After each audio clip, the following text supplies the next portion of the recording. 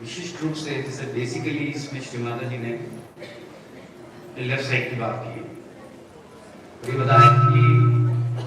बताया कि first you have to establish your desire and then achieve it. पहले आप अपनी डिजायर को एस्टैब्लिश कीजिए और उसके बाद स्थापित कीजिए, उसके बाद फिर प्राप्त करिए। तो उसके लिए हम अपने राइट हैंड को जमीन पर रखेंगे। और इस स्पीच वैसे ही अंग्रेजी भाषा में है, तो इसकी चिंता मत करिए कि हमें अंग्रेजी नहीं आती। आप सिर्फ श्री माता जी की तरफ देखिए, जो कुछ लगेगा तो हम किसी से भी इसको ट्रांसलेट करवाएंगे हिंदी में। और मुझे लगता है कि सब एक एक शब्द, जिनको अंग्रेजी अच्छी आती है, जो भी कोई याद रहता है, एक दो लाइन सब लोग बोले कि श्री माता जी ने इसमें क्या क्या बताया, लेकिन रिपीट ना करें। जैसे एक ने बता दिया है तो दूसरा व्यक्ति दूसरी बात बताया इसी स्पीच में। तो जिन लोगों को अंग्रेजी भाषा में दिक्कत है उनको भी ये बात लेक्चर समझ में आएगा। इस स्पीच पे भी हम लोगों ने काफी मेडिटेशन में वर्क कर पाया है। इसको बहुत बेसिक और अच्छा स्पीच है। श्री माता जी बताती है कि आपकी रिस्पॉन्सिबिलिटी क्या है, आपको कैसे उसमें स्टैब्लिश होना है, आप उन लोगों की चिंता छोड़ दीजिए। तो बहुत सारी बहुत बेसिक और अच्छी बातें से बताई। इसलिए सभी लोग बहुत अटेंटिव होकर सुनिए, कोई ध्यान करने का प्रयास मत करिए। इसे अपने राइट हैंड को जमीन पर रखिए और सुनते समय अपना पूरा अटेंशन अपनी लेफ्ट साइड पर रखिए। आप देख रहे हैं हम लोग लेफ्ट साइड और आगे बहुत काम कर रहे हैं, ये बहुत जरूरी है, बहुत पकड़ी हुई अवस्था है हम सबकी। तो कहीं ना कहीं उस पर लगातार काम होने से वो चीज छूटेगी। तो जिनको अंग्रेजी आती है अच्छे से वो उसको सुने और इसको हिंदी में जो भी खड़े होके 2 या 3 लाइन श्री माता जी ने इसमें क्या बताया, ताकि जिनको अंग्रेजी समझ में नहीं आ रही है वो एटलीस्ट उसको सुन सकें कि इसमें क्या बताया। सभी लोग आ गए हैं, जो लोग नहीं आए वो अंदर आ जाइए।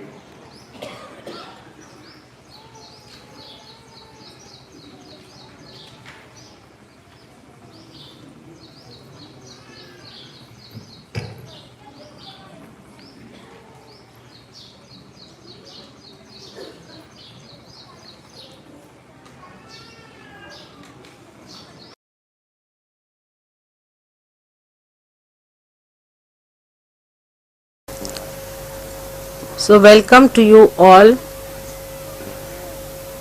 Sahayogis, to this great country of yoga.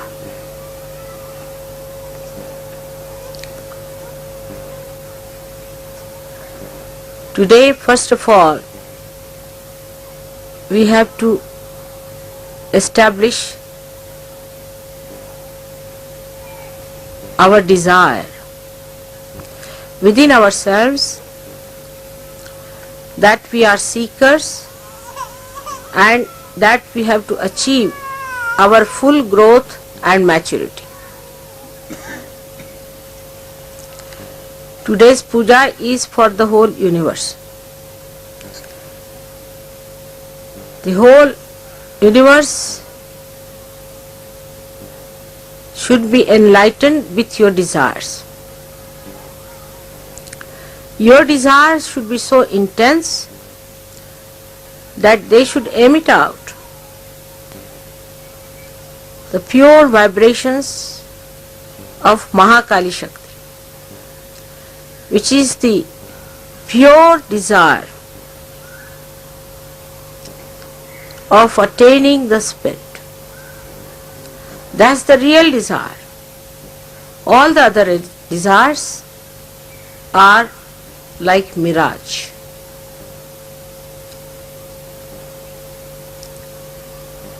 You are the people who are chosen by God.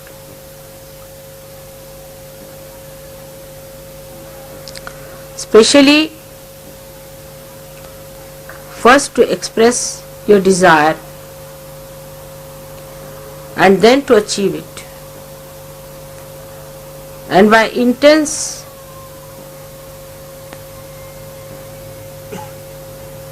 desire of purity, you have to purify the whole world. Not only the seekers, but even those who are not seekers.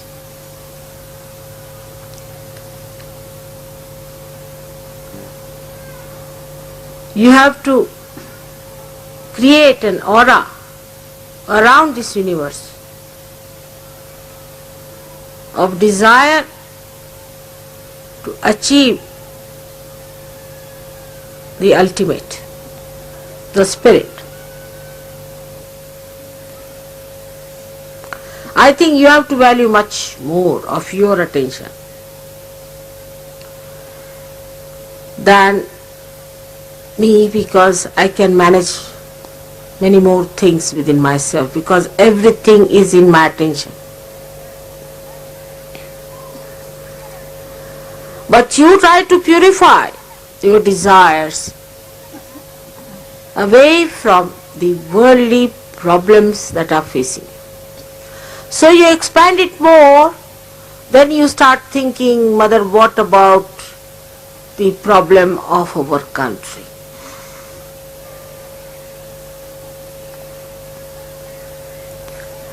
Alright, give me the map of your country, finished. That's more than sufficient.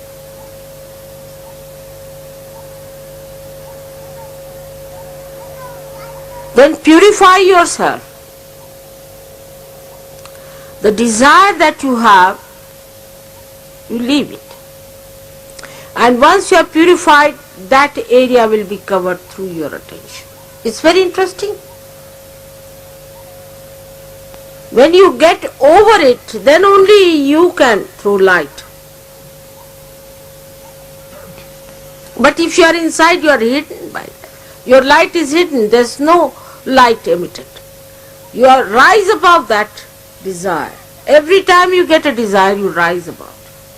So your light is emitted on that wider problem that you are facing, which you think should be solved by me. These are all my headaches which you are taking on yourself. You have to do only one thing, is to become the spirit. That's all. It's a simple thing.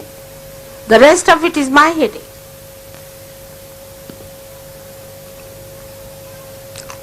Now the problems that should take your desire on the collective should be very different. To substantiate your purity, to be fragrant with your purity, your attention should be on the other side. Now you are not facing me, you are sitting with me facing the whole world. See, the whole attitude will change. The attitude should be, what can I give? How can I give? What is my mistake in giving? I have to be more alert. Where is my attention? I have to be more alert towards myself. What am I doing? What's my responsibility?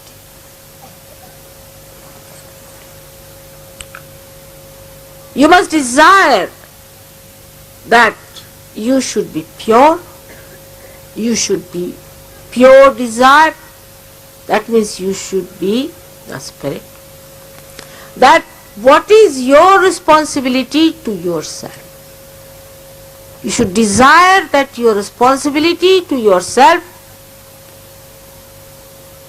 should be manifested, should be complete. Then your responsibility to this Sahaja Yoga. What is your responsibility to Sahaja Yoga? Which is the work of God, which has started, and you are my hands. You have to do the work of God, and you have to fight the anti-God elements, the satanic elements. You are not responsible for your family anymore. Those who are the half-baked Sahaja Yogis, I said, are useless, absolutely good for nothing. All such will drop out, their families will suffer. I know this is going to happen. Because now the forces are gathering in such a way that sorting out will start. Your responsibility to yourself to be the spirit. Your responsibility to Sahaja Yoga. Your responsibility to understand me better and better and better. Your responsibility to understand this mechanism that is within you.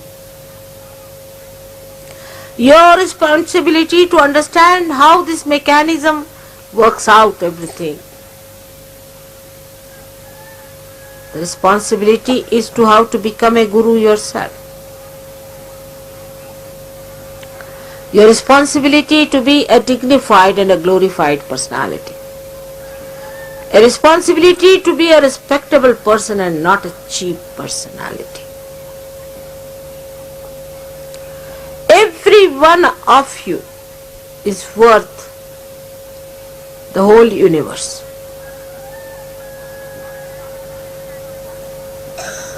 If you want to rise to that height. Universes of universes can be thrown away at your feet. If you want to rise to that height, to that magnitude, that is within you to prosper.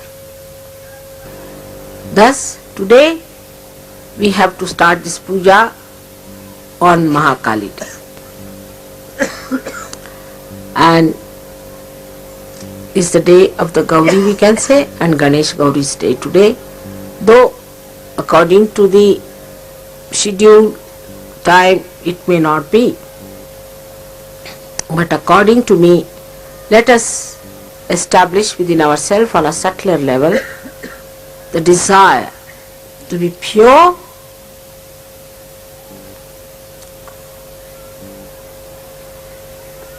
and to be cleansed out all the barriers and unclean things that are within us, to desire to be great Sahaja Yogis, desire to be responsible Sahaja Yogis, and desire to be surrendered to your mother. It's not difficult. That is the easiest. The last one is the easiest. Because what you surrender, I don't want anything from you except that you accept my love. Surrendering just means you open your heart to accept my love. Give up this ego. That's all. And it will work out. I'm sure it's going to work out. I'm trying to push myself into your hearts, and I'll definitely settle down there. May God bless you for today's puja. I hope all of you will take it in such a way that the subtlest of subtle will be awakened within you, the sensitivity every way, and the love which culminates into joy. Love that flowers into the fragrance of joy will manifest in today's puja. May God bless you.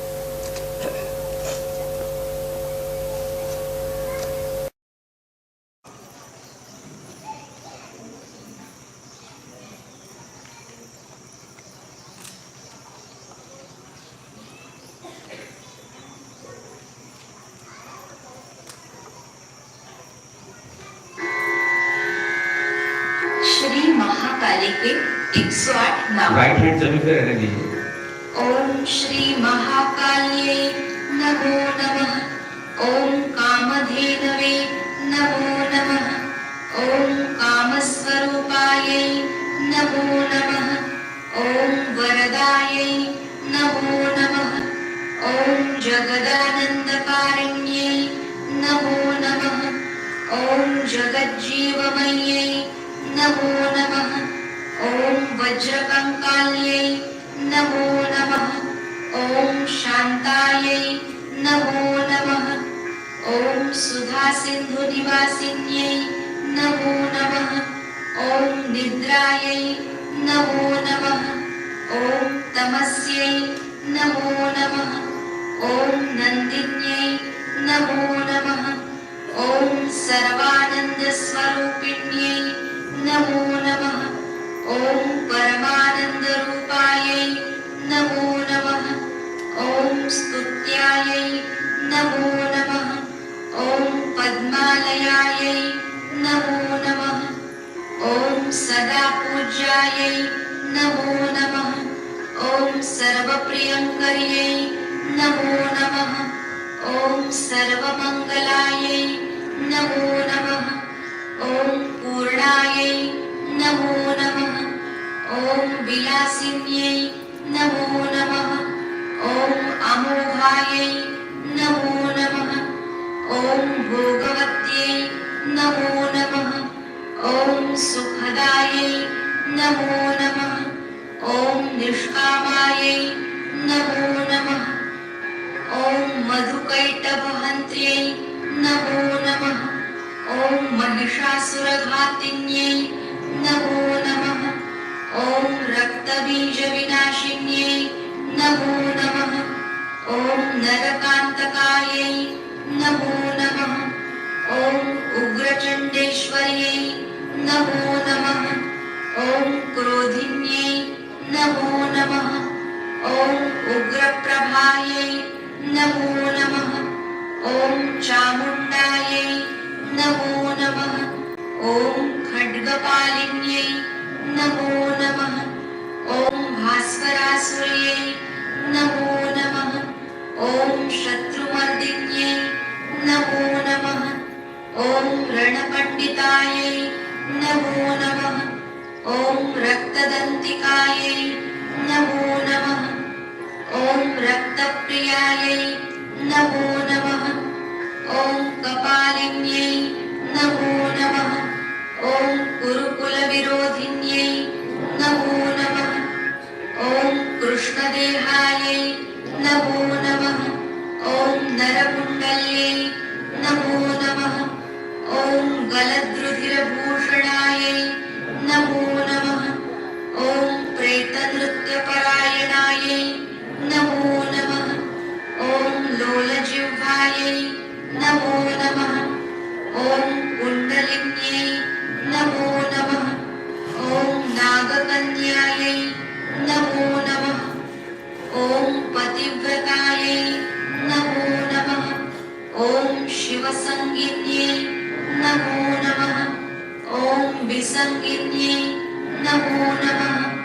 ओम भूतपतिप्रियायै नमो नमः। ओम प्रेतभूमिकृतालयायै नमो नमः। ओम दैत्येन्द्रमथिन्यै नमो नमः। ओम चन्द्रस्वरूपिण्यै नमो नमः। ओम प्रसन्नपद्मवदनायै नमो नमः। ॐ स्मेरवक्त्रायै नमो नमः। ॐ सुलोचनायै नमो नमः। ॐ सुदन्त्यै नमो नमः। ॐ सिन्दूरारुणमस्तकायै नमो नमः। ॐ सुकेश्यै नमो नमः।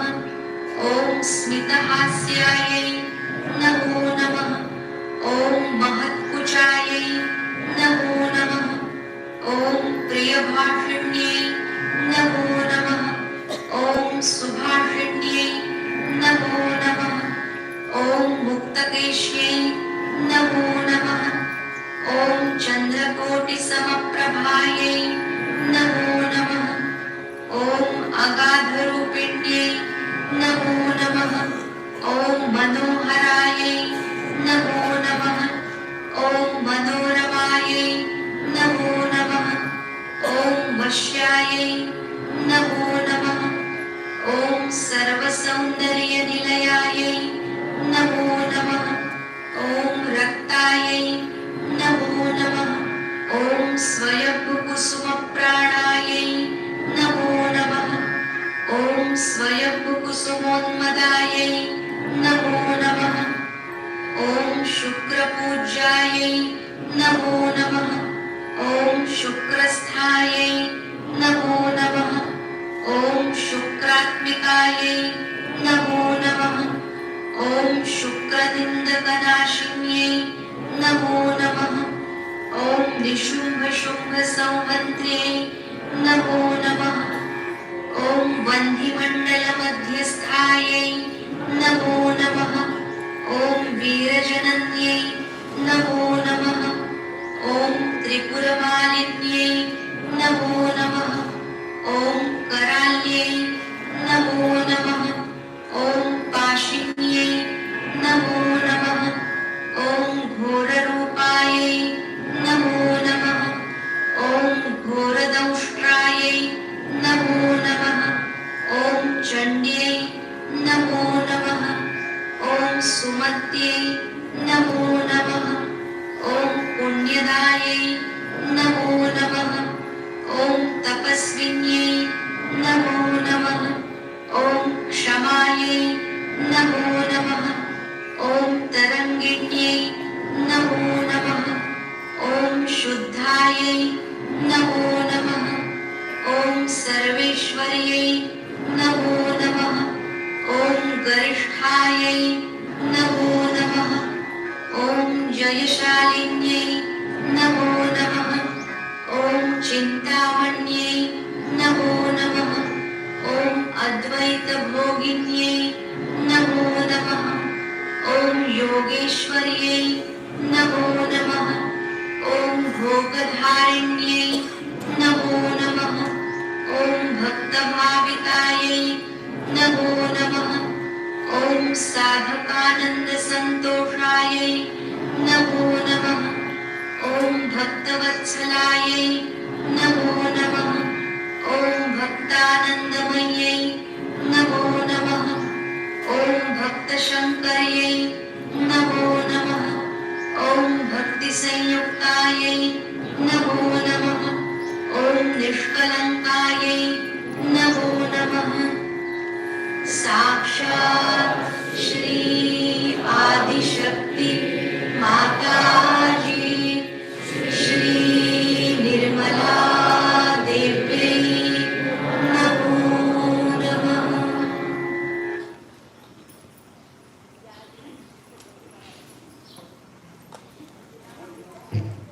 आंखें खुली रखिए, श्री माता जी को देखिए। अपना राइट हैंड को जमीन पर रहने दीजिए अभी।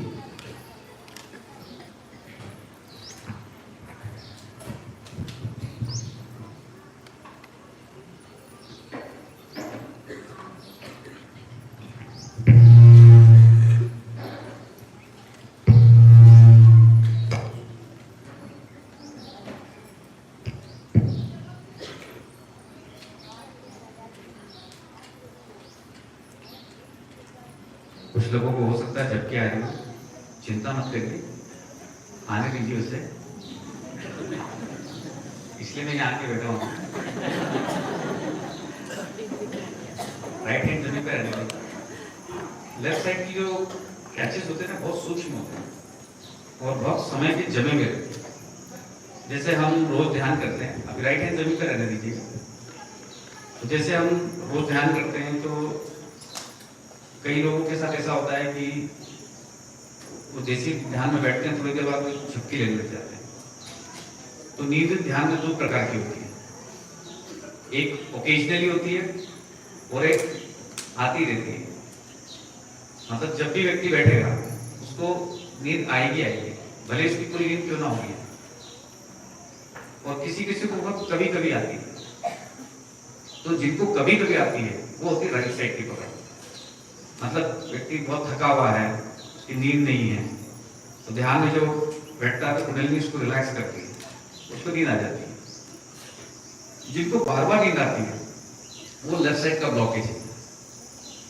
अब वो होता तैयार कैसे होता है हमारे अंदर?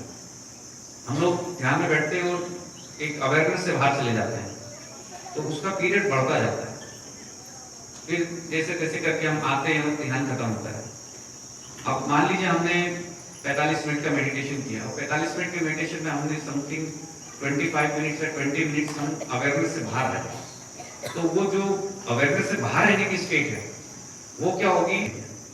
अब मान लीजिए उसको ऐसा करते करते किसी सहयोगी को साल 2 साल 3 साल कई साल लग जाए, तो वो इतनी जड़ हो जाती है कि आप कोई भी ट्रीटमेंट करेंगे वो ठीक ही नहीं होती, वो निकलती ही नहीं।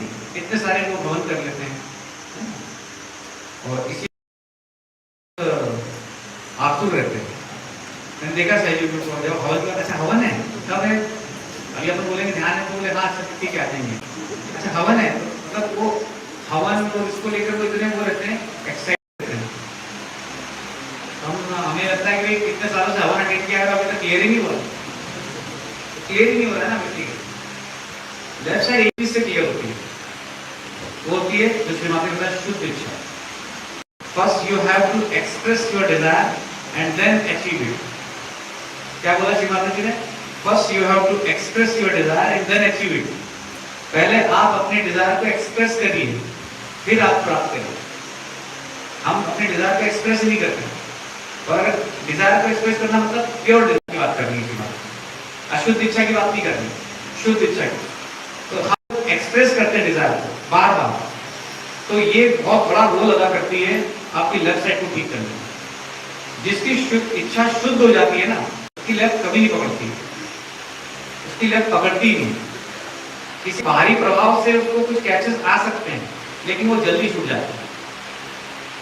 तीसरा वो व्यक्ति होता है जो किसी गुरु के चक्कर से निकल के सहयोग में आया है, या उसमें कुछ गुरु की पकड़ है, उसको नींद बुलाती है, क्योंकि उसके अंदर का जो गुरु का एलिमेंट, जो डिस्टर्ब एलिमेंट है, वो उसको सुला देता है, वो उस चेतना में जाने नहीं देता है। जिनके अंदर थोड़ी बाधाओं की समस्या होती है, तो होता था ना कि भाई श्री माता जी आती थी तो सब आगे आके बैठ जाते हैं, माँ को देखेंगे और 1-2 घंटे तक माँ नहीं आती थी, आप तो जैसे माँ थी तो माँ सामने बैठी थी। अब कितना भी आगे खोले जा रहे थे कि नींद ही नींद आ रही जा रही।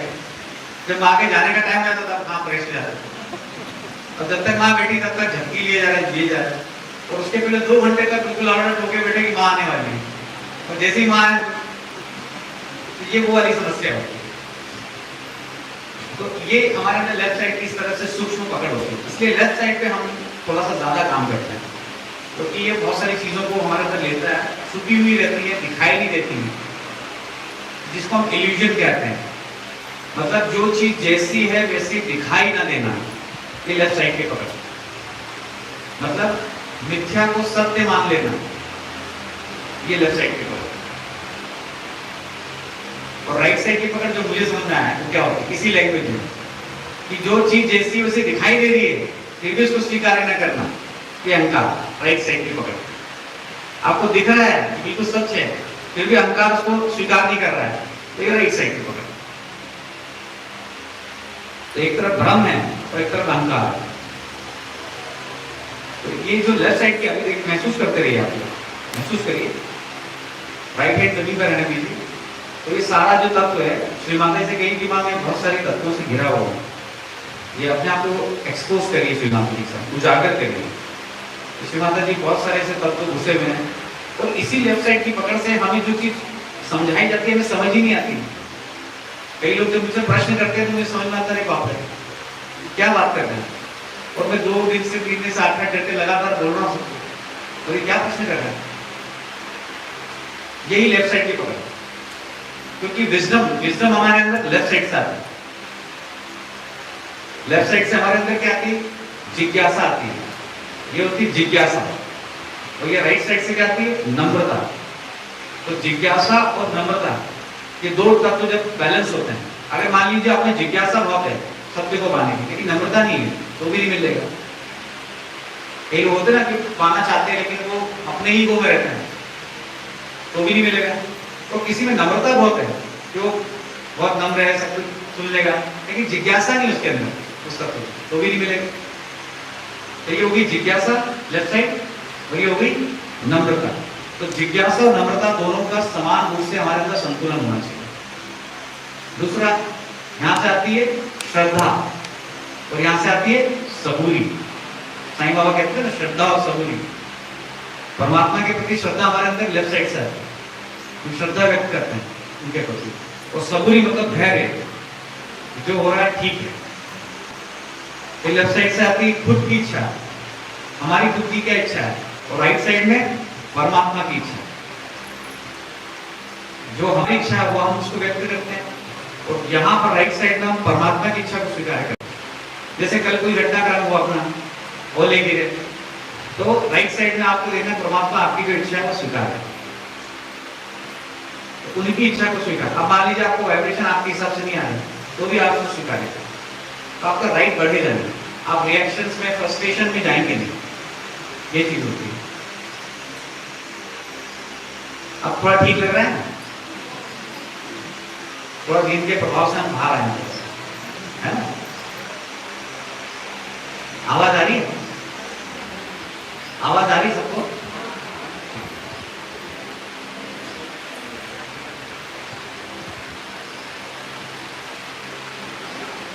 तो ये हमें बेसिकली समझना, बहुत सरल चीज है, हम बहुत सरल चीज पे बात कर रहे हैं।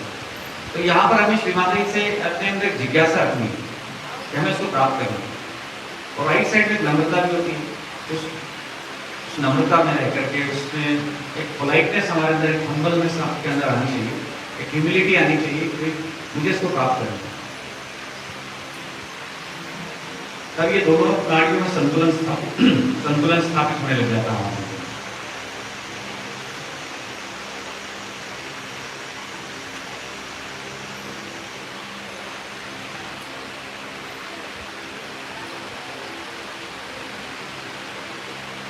अभी श्री माता जी ने कुछ बताया था, हाथ को बोल के रख लीजिए।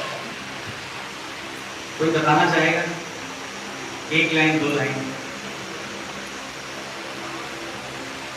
हिंदी में? थोड़ा गेप हो गया, हो सकता है भूल गया सब।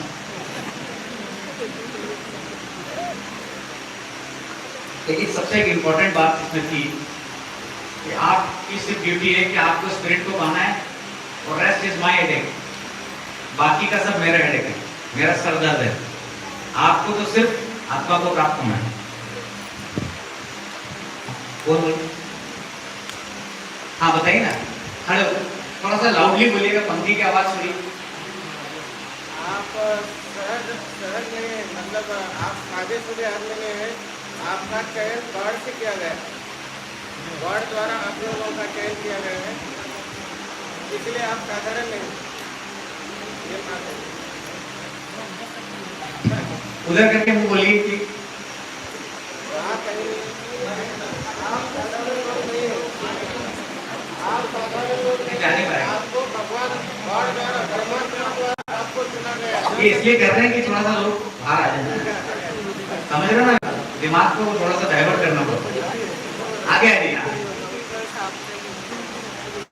सब ठीक है। हेलो, जय श्री माता जी। माता जी कह रही है हमें कि आप जो सहयोगी हो वो साधारण लोग नहीं है, आपका चयन साक्षात परमात्मा द्वारा किया गया है। तो आपके ऊपर ये तो एक विश्व है, एक विश्व में हम सब लोग जन्म लिए हैं। इस तरह के कितने सारे विश्व आपके चरणों पर अर्पण करके तो भी कम है, इतने आप महान हैं। ऐसा माता जी कह रही है, हमारी महिमा बढ़ा रही है। थैंक यू माता जी। जय श्री राम। एक बात वो कहती है कि पूरे ब्रह्मांड के लिए आपका बहुत मूल्य है। If you want to achieve that height, यदि आप उस हाइट को पाना चाहते हैं तो तभी आपका मूल्य है। तो ये बहुत सारी इसमें छोटी छोटी बेसिक बात है। आप अपने बच्चे को, परिवार को, इन सबको लेकर बैठोगे तो नहीं होने वाला है, जिसकी हम कल से बातें करें।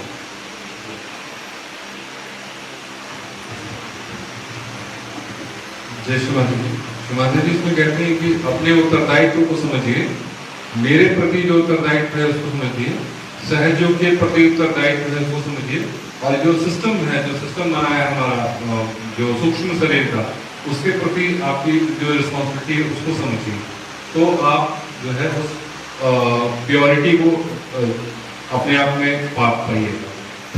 बिल्कुल, you have to understand me better and better and better. आपको मुझे जानना है हर दिन, और ज्यादा बेहतर और बेहतर और बेहतर। तो प्रतिदिन आपको मुझे जानना है, जितना आप बेहतर तरीके से अपने आप को जान सकते हैं।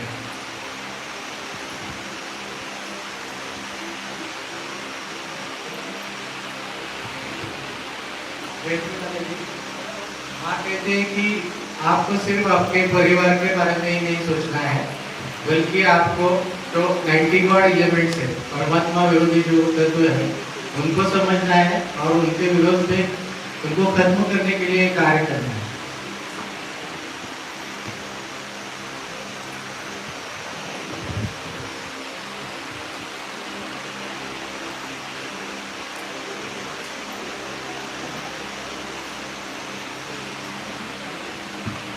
जय श्री माता जी।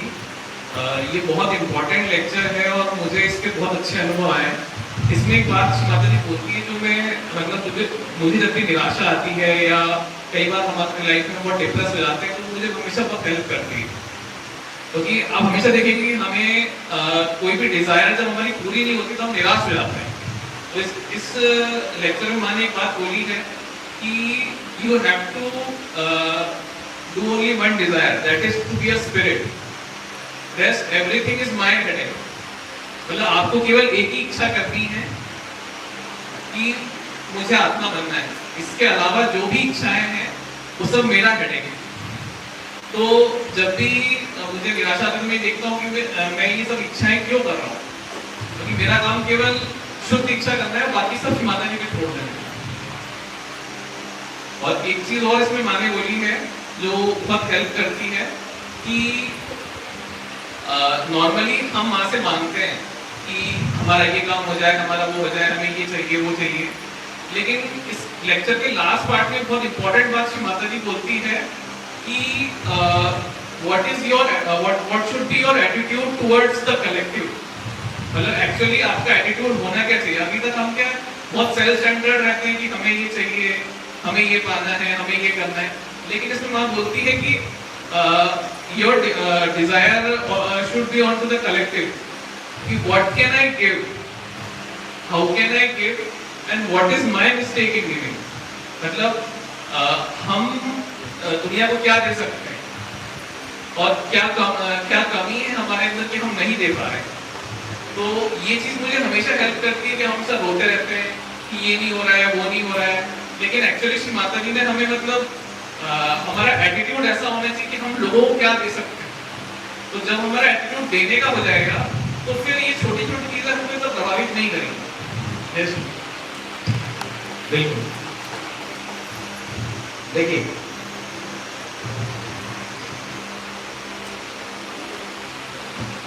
एक मिनट है ना। हाँ देखिए, इसी स्पीच में जो बहुत महत्वपूर्ण बात है उसको हम बाद में कवर करते हैं। हाँ बता दें।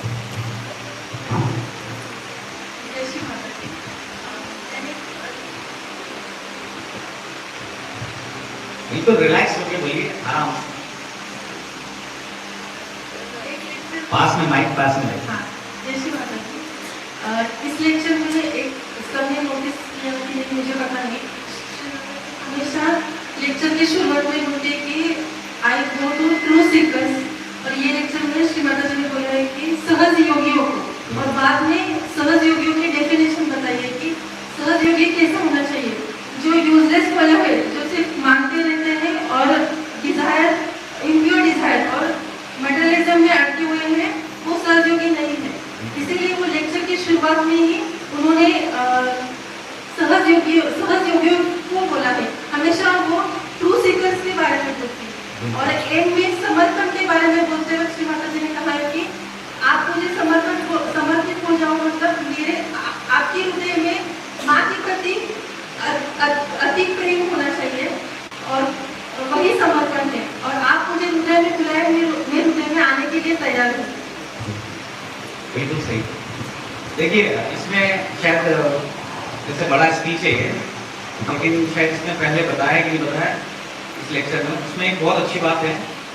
उसमें कहती है Shri Mata ji, kundalini having only one desire to be a spirit, anything else if you desire kundalini doesn't rise. Kundalini की केवल एक ही इच्छा है कि उसको आत्मा स्वरूप होना है। अगर इसके अलावा आप कोई भी इच्छा करेंगे वो उठेगी नहीं। मतलब आप कोई भी इच्छा करो, अगर आपकी कोई जेन्युइन प्रॉब्लम भी है, श्री माता जी मुझे तकलीफ है, तो कुंडली उठेगी, सिर्फ शुद्ध इच्छा से ही उठेगी। अब हम शुद्ध इच्छा क्यों करते हैं, इसको हमें समझना है। हमें जो जन्म मिला है, हमारी कुंडली जो स्टोर है उसके हिसाब से मिला है, उसी की पूर्ति के लिए मिला है। पिछले जन्मों में हमने कोई अशुद्ध इच्छा की होगी तो उसकी पूर्ति के लिए फिर एक जन्म मिलता है, क्योंकि कुंडली रिकॉर्डर की तरह होती है, इसमें हमारी सारी चीजें रिकॉर्ड होती जाती हैं, सारी इच्छाएं रिकॉर्ड होती जाती हैं। लेकिन जब हमारी इच्छाएं शुद्ध होने लग जाती हैं तो उसमें रिकॉर्डिंग बंद हो जाती है, उसमें रिकॉर्डिंग बंद हो जाती है। तो अगला कर्म, जैसे होता है हम कर्म से फिर प्रारब्ध बनते हैं, वो बनना बंद हो जाता है, क्योंकि आपने सिर्फ शुद्ध इच्छा की है। तो कुंडली क्योंकि शुद्ध इच्छा है तो आप शुद्ध इच्छा करते हैं, तो अगर इस जन्म में वो चीजें प्राप्त नहीं भी हो पाएंगी तो अगले जन्म से आपको बिल्कुल एक अपग्रेडेड स्टेट में दिया जाएगा, जहां से आप सीधे उसको प्राप्त करेंगे, आपके भटकाव नहीं रहेंगे। क्योंकि आप, हो सकता है किसी कोई व्यक्ति अशुद्ध इच्छा करके मर गया और उस अशुद्ध इच्छा और उस अटैचमेंट के कारण फिर से उसको वही जन्म मिला, तो उसके कारण उसके जन्म चलते रहते। तो यही बात है। हम एक अभी तो क्या नहीं देख पाएंगे, रात में कभी टाइम मिलेगा तो देखेंगे इसी जन्म मरण की चक्कर वाली बातों को कि वो कैसे घटित होती है। तो उसमें यही चीज होती है कि एक उसमें एक प्रकरण बताया गया, मैं आपको ऐसे ही बता देता हूँ कि एक राजा की 3 पत्नियां रहती हैं, तो उस राजा को कोई संतान नहीं होती, तो राजा बड़ा दुखी रहता है कि मेरी कोई संतान नहीं है तो मेरा कुल आगे कैसे बढ़ेगा।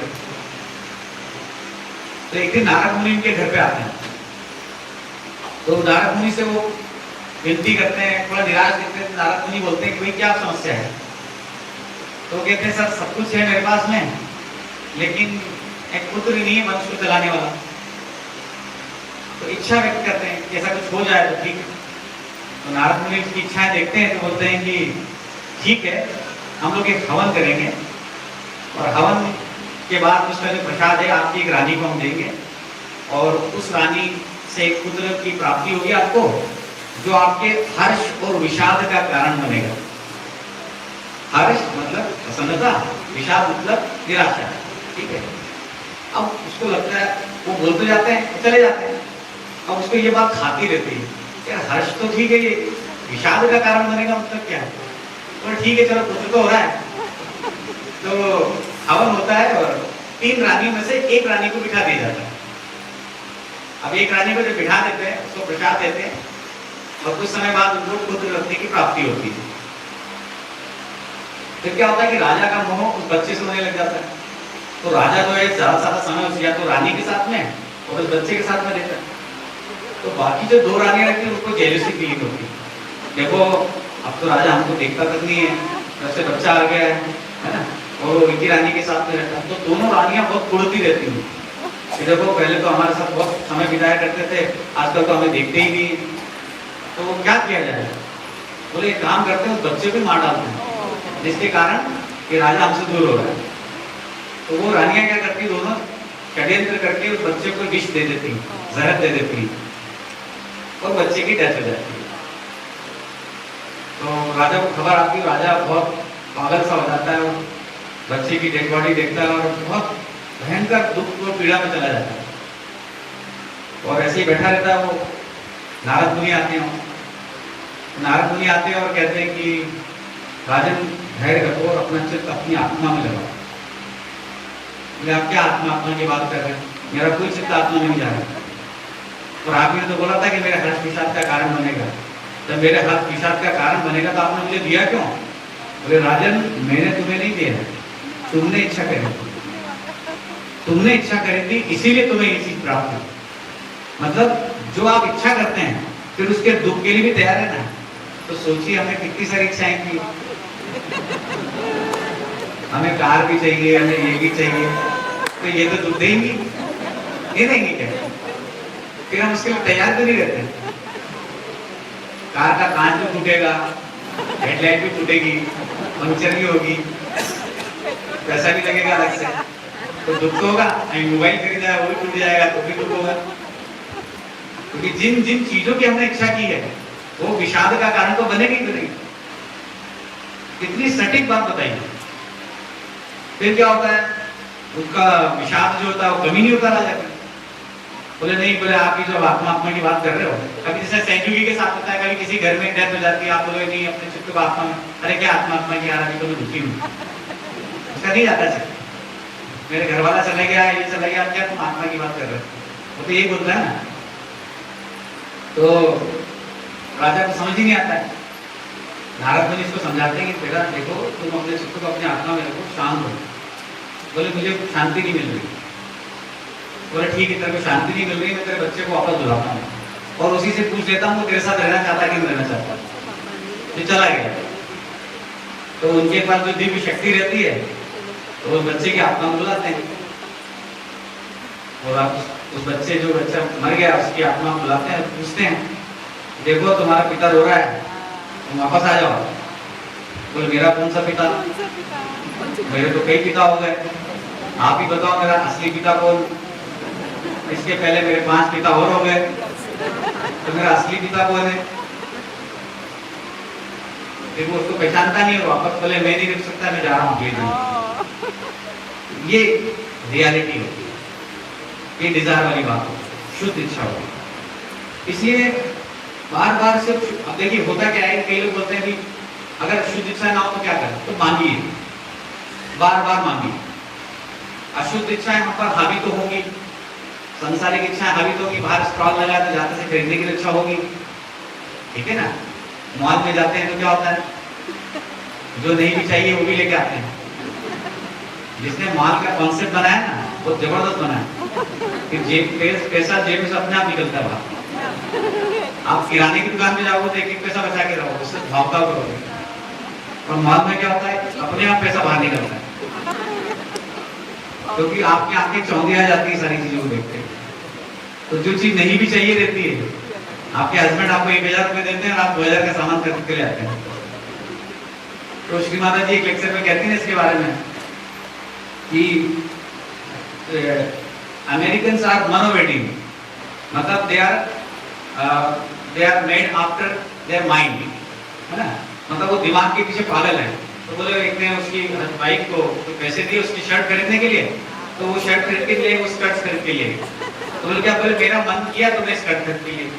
उसने उसको पैसे दिए थे कि मेरा शर्ट खरीद के लाना, तो वो अपने लिए खुद के लिए स्कर्ट खरीद के लिए। तो बोले ये मन के पीछे पागल लोग हैं, जैसा मन कहता है उसके पीछे पागल। तो आदि शंकराचार्य ने इसके बारे में विवेक चूड़ामणि में बताया कि हमारे शरीर में 5 कोश होते हैं, अन्नमय कोश, प्राणमय कोश, मनोमय कोश, विज्ञानमय कोश और आनंदमय कोश। ठीक है, पंचकोश है, नवा पंचकोश है, बोलते ना आत्माष्टकम में कहते हैं ना, नवा पंचकोश है। मैं 5 कोश भी नहीं हूं। अन्नमय कोश मतलब जो आदमी अन्न के बारे में सोचता है, अब क्या खाएंगे, कल क्या खाएंगे, अभी क्या मिलेगा, हमें तो तीखा पसंद है, हमें तो मीठा पसंद है। उसका चित्त अन्न में घूमता रहता है, उस कोश में घूमता रहता है। उसके ऊपर प्राणमय कोश, वो अपने प्राणों की चिंता करता रहता है, कैसे सर्वाइवल करेंगे, सर्वाइव कैसे करेंगे, अपने आप को कैसे समाज में रख पाएंगे, कैसे क्या होगा। फिर आता है मनोमय कोश। मन का होता है, श्रीमती बोलती ना, आज्ञा और विशुद्धि के बीच में, तो ये मनोमय कोश। मनोमय कोश मतलब कि जैसे मैंने बताया कि मन के पीछे पागल रहते हैं, जो मन करता है वही करते हैं, मतलब मन के विपरीत जा ही नहीं पाते हैं। तो जो मन कहता है उसी के पीछे रहते हैं। उसको लगता है कि उसके पास उसकी आवश्यकता नहीं है, फिर भी मन कह रहा है कि ले लो एक बार, तो वो भी ले लेता है। तो जो मन कहता है वैसा वो करने लग जाता है, तो वो मनोमय कोश में घूमता है। फिर आता है विज्ञानमय कोश, जहां पर हम क्या करते हैं, ज्ञान मान सब इकट्ठा करते हैं सारा, कैसे हुआ, क्या हुआ, जैसे माँ ने क्या कहा, उसने क्या कहा, ये क्या कहा, उसमें ये कैसे करते हैं, ये ट्रीटमेंट कैसे करते हैं, वो सारा ज्ञान इकट्ठा करते हैं दूसरों को बताने के लिए, अपने लिए नहीं, दूसरों को बताने के लिए। वो होता है विज्ञानमय कोश, ठीक है। फिर यहाँ होता है आनंदमय कोश, जहाँ पर वो शांति, संतुलन, समाधान इसका अनुभव करते हैं। अब आदि शंकराचार्य को बोलते हैं कि ये भी आत्मा नहीं, आत्मा इससे परे है। तो फिर जैसे मेरे अंदर प्रश्न आता है कि आनंदमय कुछ, तो सही बात है, तो होना चाहिए। तो उसमें उन्होंने बताया कि ये भी प्रकृति का विकार है। मतलब कैसे, कि जैसे हम बोलते हैं कि मुझे आनंद आया, श्रीवास उसको आनंद आया, या कोई भी हो, तो अभी वो जो मैं है ना, वो जीवित है। आनंद तो है, लेकिन उसमें मैं नाम की जो संस्था है वो जीवित है, इसीलिए वो आत्मा का स्वरूप नहीं, वो द्वैत स्थिति है। तो जब ये मैं समाप्त हो जाता है, तब केवल आनंद शेष रह जाता है। समझ में आ रहा है? कोई कठिन तो नहीं है। किसी को कठिन लग रहा है तो खड़े के बोल देना, तो ये समझ में नहीं आ रहा, और हो सकेगा तो वो सरल करके बताएंगे, लेकिन वैसे बहुत सरल ही है बात, और इसको ज्यादा समझने की प्रयास भी मत करिए, इसलिए आपको बता रहे नींद उड़ाने के लिए आती है। तो ये जो 5 कोश हैं, उसमें वो मनुष्य घूमता रहता है।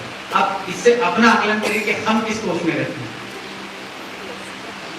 देखिए मैं किस कोश में रहता हूँ, तो सबके चेहरे पर मुस्कान आ जाएगी, क्योंकि कोई ना कोई किसी के कोश में रहते ही है। तो ये एक स्थिति है हम सबकी, और ऐसा नहीं कि ये बहुत कठिन बात है। मैं अभी भी आपको कह रहा हूँ, उसको कठिन मत मानिए, ये सरल बात है, लेकिन हम उसको सरल तरीके से ग्रहण नहीं कर रहे, इसीलिए ये कठिन बनते जा रही है, हम कठिनाई में चले जाते हैं। देखिए महसूस करिए, दोनों हाथ आराम से खोलिए।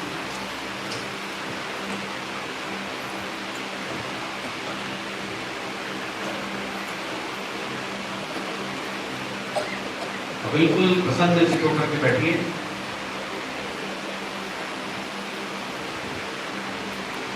अपना चित्त अपने आत्मा पे रखिए, हृदय में रखिए।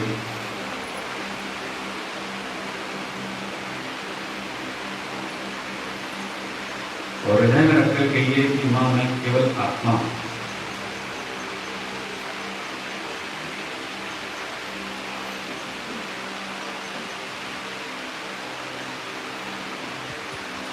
बस कृपया करके ध्यान मत लगाइए, नहीं तो फिर थोड़ी गड़बड़ हो जाएगी।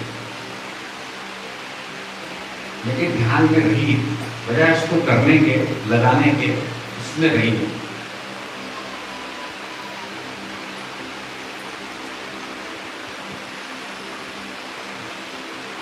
राइट हैंड को हार्ट पे रखिए।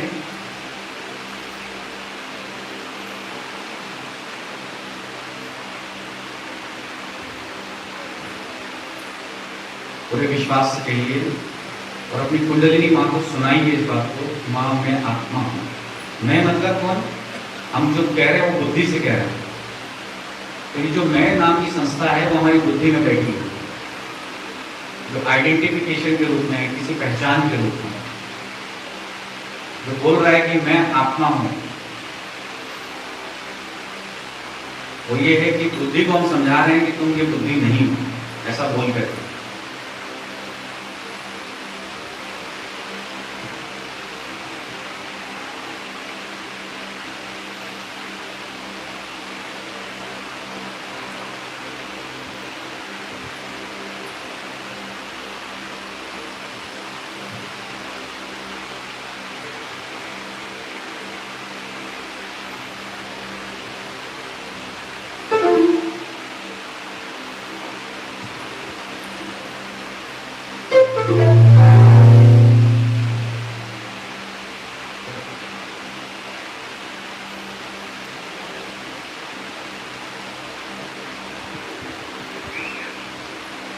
भगवान शिव को याद करें और उनसे प्रार्थना करें कि हे प्रभु, कृपया आप हमारे अंदर जागृत हो।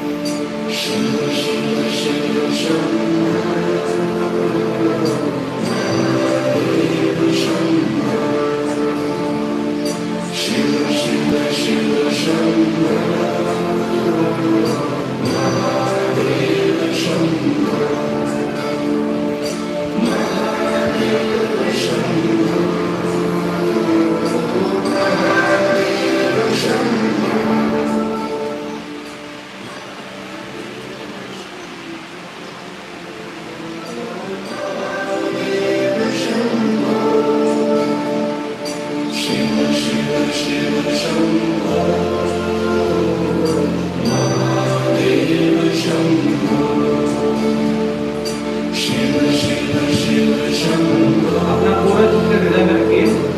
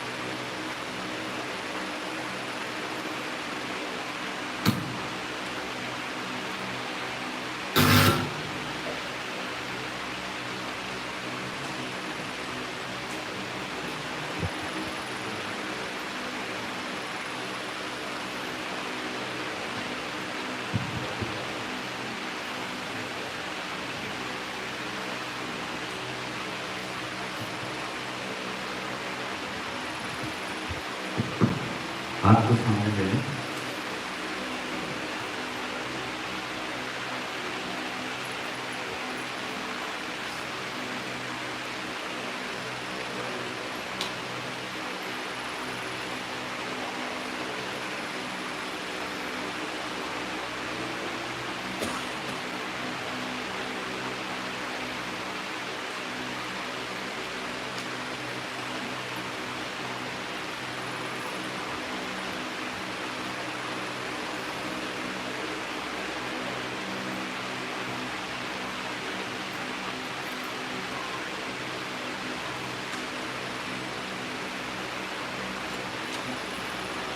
अपनी आंखों को खोलिए धीरे धीरे।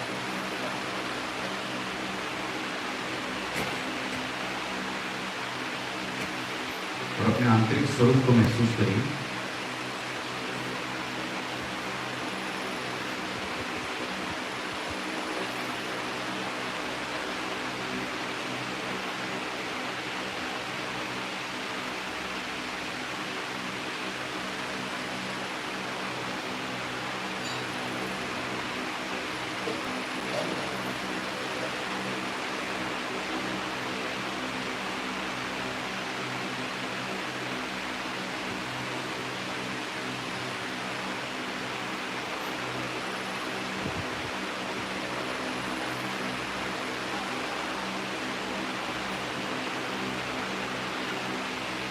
जय श्री माता जी।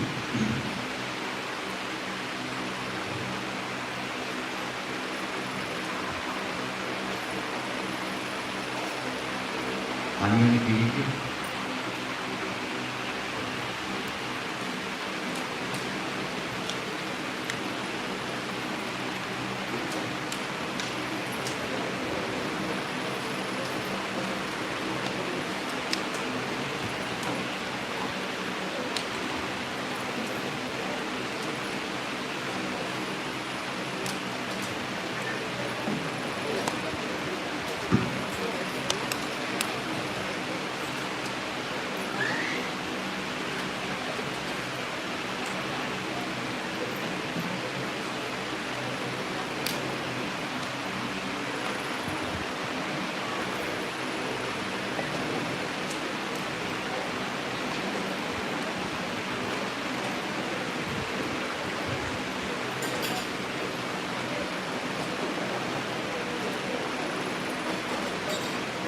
भगवान भोलेनाथ को चित्त रखना बहुत कठिन बात है।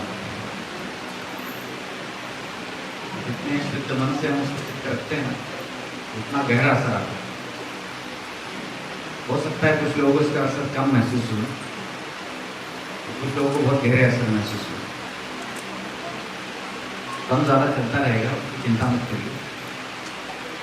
अपनी अपनी इच्छा और अपनी अपनी ध्यान करने की अप्रोच की जो पहुँच है उसके हिसाब से हमें मिलता है।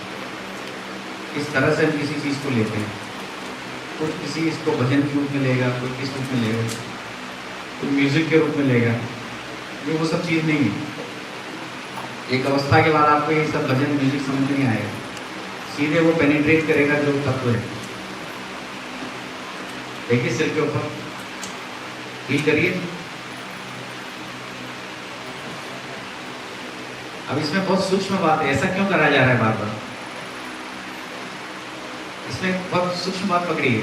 जब हम ऐसा करते हैं तब हम किसी पर्टिकुलर प्लेस पे कंसंट्रेट नहीं करते हैं, है ना? जैसे आप देखिए, महसूस करिए, जो चैतन्य फील हो रहा है और आप जब नहीं करते हो तो क्या करते हो? आप किसी पर्टिकुलर चीज पे कंसंट्रेट करने लग जाते हो, तो उससे ही आज्ञा पकड़ लो।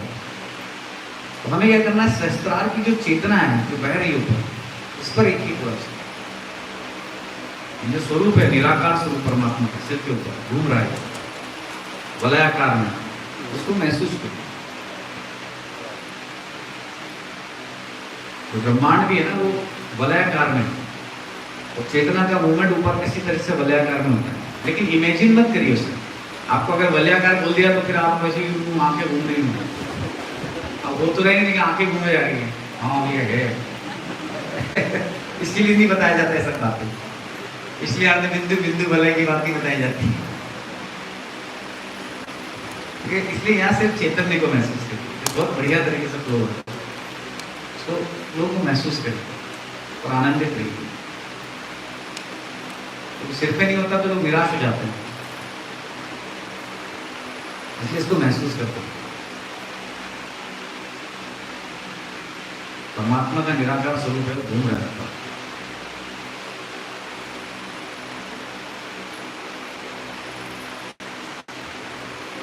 हाथ सामने कर दीजिए, अब उसे महसूस करते हो। खुली आंखें रखिए, देखिए, कुछ नहीं, रिलैक्स रहिए, लेकिन उसमें बने रहिए उस तत्व में। तो हमने आज बहुत सारी चीजें कवर अप की। अब इतनी सारी होती हैं तो दिमाग में बहुत कम बैठती हैं, तो उसकी भी चिंता मत करिए। जितनी आ गई है उतनी इस सेमिनार के लिए हमारे लिए उपयुक्त है। मैं इसको सेमिनार नहीं मानता हूँ, मैं इसको जैसे बोलते हैं कि अंतर्दर्शन का पाठ मानते हैं। ये सब जो हम कर रहे हैं ना, ये एक अंतर्दर्शन है। यहाँ मैं आपको कुछ चीज़ सिखाने का, हम सब अंतर्दर्शन कर रहे हैं मिल करके। कोई सिखाने वाला इसमें नहीं है कि हम कोई ज्ञानी है तो हम आपको ज्ञान बांट रहे हैं, ऐसा नहीं। हम सब उस अंतर्दर्शन के माध्यम से सत्य को ढूंढने का, उसको अनुभव करने का, उसे आत्मसात करने का प्रयास करते हैं।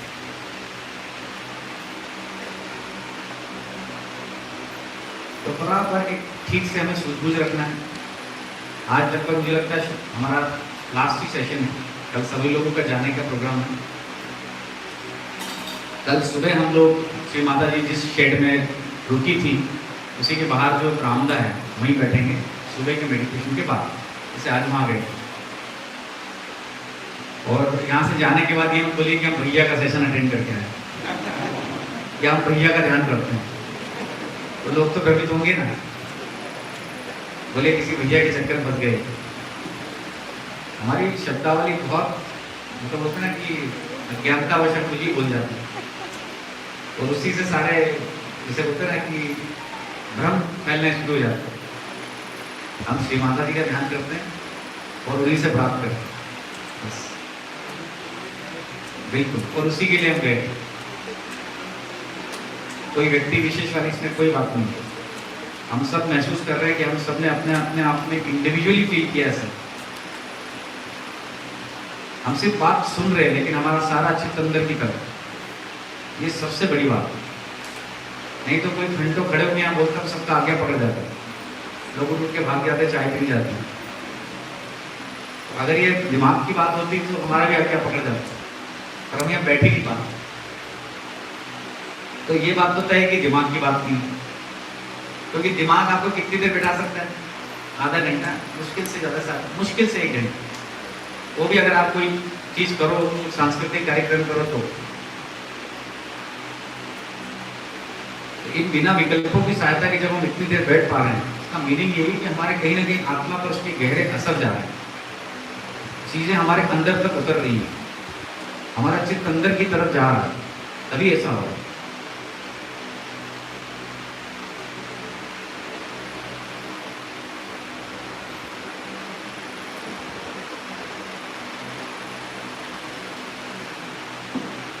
मेरे को ऐसा लगता है कि मैं आपको सब कुछ शेयर कर दूँ, बहुत सारी चीज़ें हैं, लेकिन अपने पास 3 दिन रहते हैं ना, तो बहुत कम टाइम रहता है।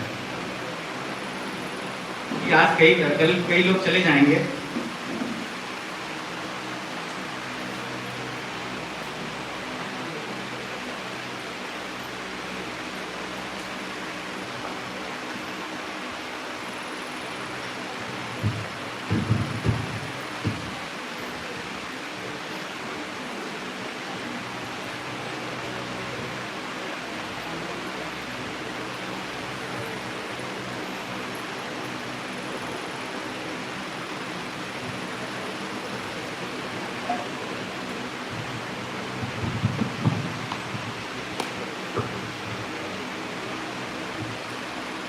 पहले तो हम लोग श्री माता जी का एक लेक्चर है, अंग्रेजी भाषा का 1984 गुरु पूजा, सभी ने सुना होगा।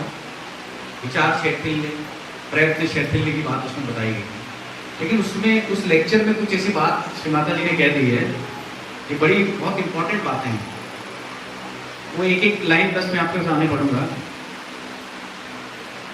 इसमें श्री माता कहती है, when you put in an effort You stand against becoming।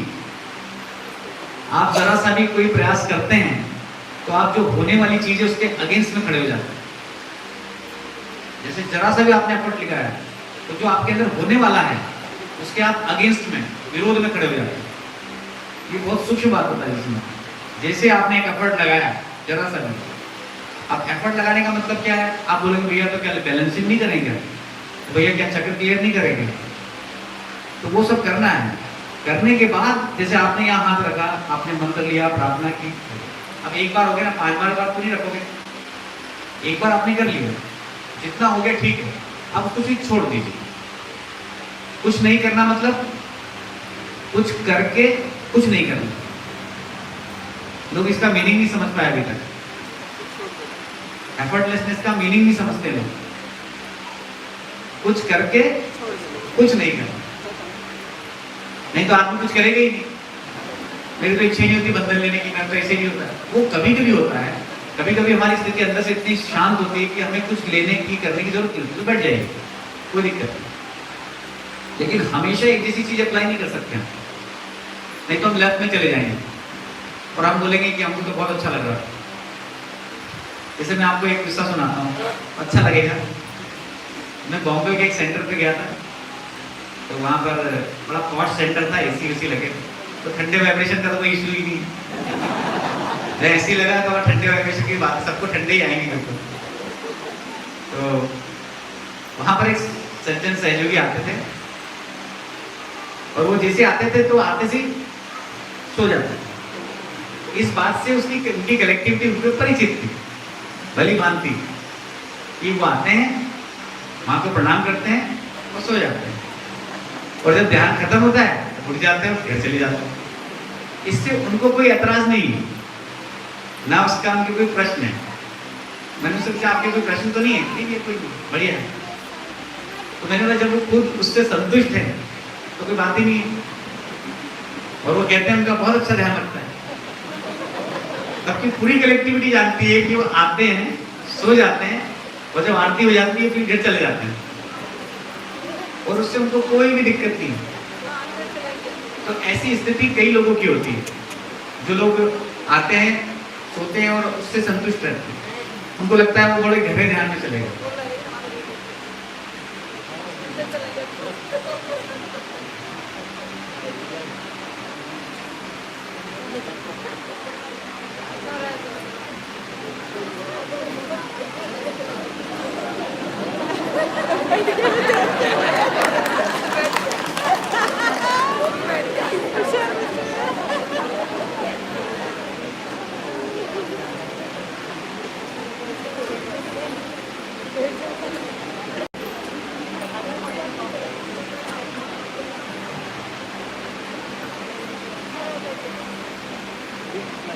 यहाँ कहती है Mata ji, so to be that if you have to put in an effort, that means you are not that, you are trying, you are artificial.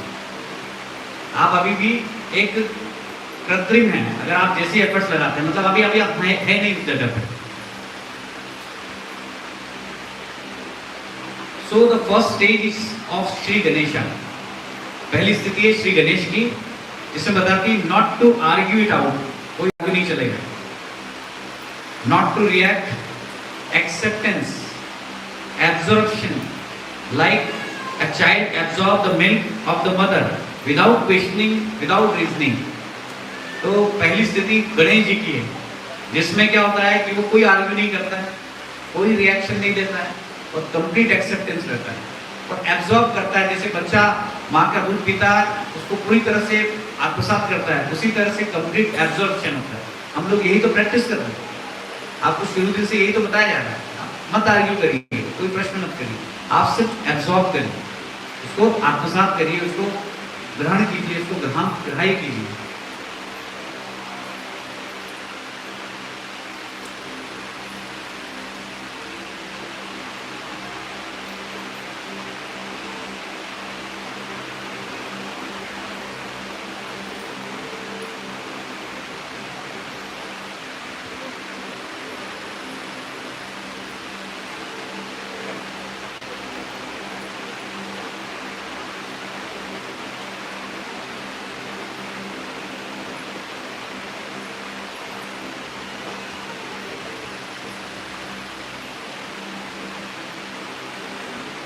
कहती है the way you keep मी, जैसे भी आप मुझे रखें, आई am happy in that state.